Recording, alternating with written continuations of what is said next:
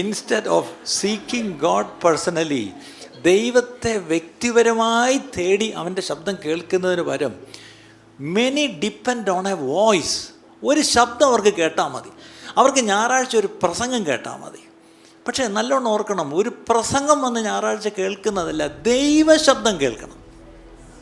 ഇന്ന് many want to hear a sermon, no they don't want to hear the word of God. അല്ലേ, ദൈവത്തിൻ്റെ ആലോചന എന്താണെന്ന് കേൾക്കണ്ട, ഒരു പ്രസംഗം കേട്ടാൽ മതി പലർക്കും. അല്ലെങ്കിൽ many come to see a personality, സ്റ്റേജിൽ നിൽക്കുന്ന ഒരു പേഴ്സണാലിറ്റി, അല്ലെങ്കിൽ വേറൊരു വാക്ക് പറഞ്ഞാൽ സെലിബ്രിറ്റി, ഇന്നത്തെ വാക്കാണ് സെലിബ്രിറ്റി. അല്ലെങ്കിൽ ചിലർക്കൊരു പ്ലാറ്റ്ഫോം മതി. സത്യം പറഞ്ഞാൽ നമ്മൾ ലോകത്തുനിന്ന് കടമെടുത്ത പല കാര്യങ്ങളിലും ആദിമസഭയിൽ ഇങ്ങനെ അല്ലായിരുന്നു. എങ്ങനെയായിരുന്നു?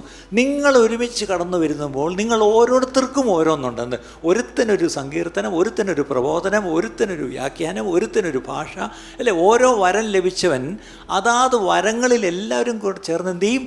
ഓരോരുത്തരായിട്ട് ശുശ്രൂഷിക്കുമായിരുന്നു. അപ്പോൾ എല്ലാവർക്കും അന്യോന്യം ആത്മീയ അഭിവൃദ്ധി ഉണ്ടാവുമായിരുന്നു.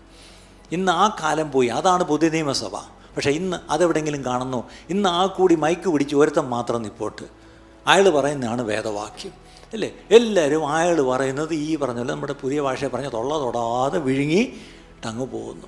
അങ്ങനെ അല്ല പ്രിയപ്പെട്ടവരെ. Don't replace God with men. ഒരിക്കലും ഒരു മനുഷ്യരെയും ദൈവത്തിൻ്റെ സ്ഥാനത്ത് നമ്മൾ കാണരുത് പ്രിയപ്പെട്ട.